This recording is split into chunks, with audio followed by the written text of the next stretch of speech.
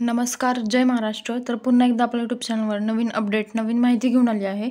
तर नवीन अपडेट जे आहे आता परत एकदा लाडकी बहीण योजनेविषयीच आहे.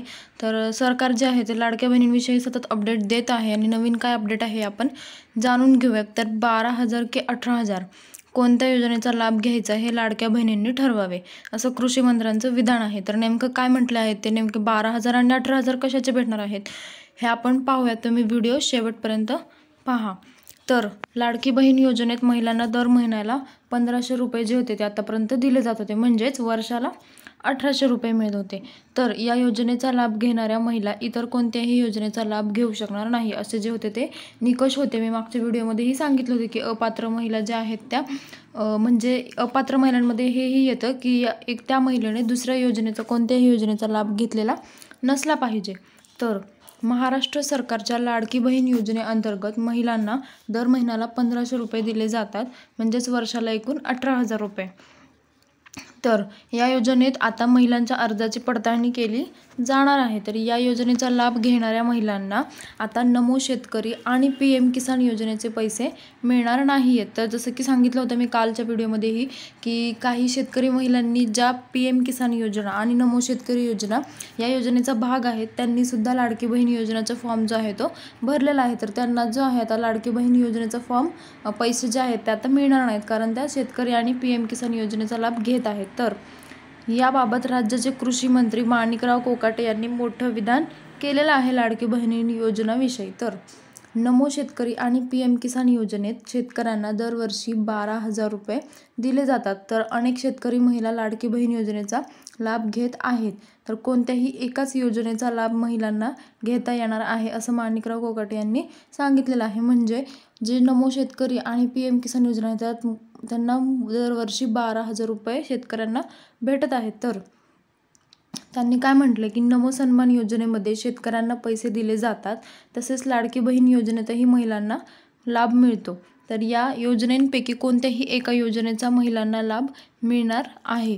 त्यामुळे कोणत्या योजनेचा लाभ घ्यायचा हे महिलांनी ठरवावे, असं त्यांनी सांगितलं आहे. तर लाडकी बहीण योजना की PM किसान योजनेचा लाभ घ्यायचा हे महिलांच्याच हातात आहे. म्हणजे तुम्हाला महिलांच्याच हातात आहे की तुम्हाला PM किसान योजना पाहिजे की लाडकी बहीण. तर तुम्ही स्वतःहून ते आहे ते त्यातनं अपात्र असाल तर तुम्हाला वगळण्यात येणार आहे. तर नियमाप्रमाणे महिलांना दोन्ही योजनांचा लाभ घेऊ शकणार नाहीत महिला. तर त्यामुळे कोणत्याही एका योजनेचा लाभ महिला घेऊ शकतात. तर प्रधानमंत्री किसान योजना किंवा लाडकी बहीण योजना, तर कोणत्या योजनेचा लाभ घ्यायचा आहे हे महिलांनी ठरवायचे आहे. तर असं माणिकराव कोकाटे यांनी सांगितलं आहे. म्हणजे ते आता महिलांच्याच हातात आहे असं त्यांनी स्पष्ट सांगितलेलं आहे. तर लाडकी बहीण योजनेचे पैसे मिळाल्याने महिला शेती कामासाठी येत नसल्याचे अनेकांचे म्हणणे आहे. तर यावर देखील माणिकराव कोकाटे यांनी भाष्य केले आहे. ते म्हणाले की कामासाठी लाडक्या बहिणी कशाला हव्या आहेत, यांच्यावर का अवलंबून राहायचं, असं त्यांनी म्हटलं आहे. म्हणजे महिलांना आता लाडकी बहीण योजनेचे पैसे भेटत आहेत, त्यामुळे त्या जे आहेत ते शेती कामासाठी जात नाही आहेत, कारण त्यांना महिन्याला जे आहे ते 1,500 रुपये घरी बसल्या बसल्या भेटत आहेत. प्लस PM किसान योजनेचे जेही 12,000 रुपये आहेत ते महिन्याला मिळत आहेत. तर नमो शेतकरी आणि PM किसान योजनेअंतर्गत प्रत्येकी 6,000 रुपये दिले जातात. त्यामुळे या योजनेमध्ये 12,000 रुपये मिळतात.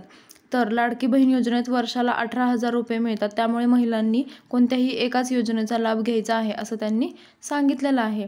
तर असं जे आहे ते कोकाटे यांनी स्पष्ट केलं आहे की कारण महिला ज्या आहेत त्यांना जी शेतकरी योजना आहे त्यातनं प्रत्येकी 6,000 रुपये मिळतात. म्हणजे जे आहे त्यांना 12,000 रुपये जे आहे ते वर्षाला मिळून जातात. म्हणजे 6 महिन्याला 6,000 म्हणजे 6 दुणे 12. तर 12,000 रुपये जे आहे ते महिलांना मिळत आहेत. आणि जर लाडकी बहीण योजनेचा फायदा बघितला तर 1,500 रुपये महिन्याला आहेत. तर त्याच्यामुळे ते होतात 18,000 रुपये. तर मग कोणती योजना चांगली, कोणत्या योजनेचा महिलांना लाभ होईल हे महिलांनीच ठरवा. आणि तुम्ही योजनेतून स्वतः त्याच्यामधनं तुम्ही स्वतः तुमचं नाव कट करा आणि सरकारला जे आहे ते पैसे तुम्ही परत करा, असं सरकारने सांगितलेलं आहे. लाडकी बहिणींना तर आव्हानच आहे की तुम्ही जर अपात्र असाल तर तुम्ही स्वतःहून आत्तापर्यंत मिळालेला हफ्ता तुम्ही सरकारला रिटर्न करायचा आहे. त्यामुळे ज्या महिलांनी अजून अपात्र असूनही केला नाही तर त्यांनी लवकरात लवकर करावा, असं सरकारने सांगितलं आहे. नाही तर त्यांच्यावर कारवाई केली जाणार आहे, असं स्पष्ट सरकारने त्यांचं मत मांडलेलं आहे. त्यामुळे आता जानेवारीचा हफ्ता, लाडकी बहीण योजनेचा जानेवारीचा हफ्ता कधी येणार, संक्रांतीच्या आधीच येणार की कधी येणार, ते जाणण्यासाठी एक मी नवीन एक व्हिडिओ टाकेल सरकारचा अपडेट, त्यावरही येणारच आहे. तर तेही पाहूयात की जानेवारीचा हप्ता जो आहे तो लाडक्या बहिणींच्या खात्यामध्ये कधी जमा होणार आहे. तर तुम्हाला त्यासाठी तुम्ही व्हिडिओ पाहत राहा, चॅनलला सबस्क्राईब करा, म्हणजे नवीन अपडेट जे आहे ते तुमच्यापर्यंत पोहोचत राहतील. आणि तुम्हाला काही प्रश्न असतील तर तुम्ही कमेंटमध्ये विचारू शकता. धन्यवाद.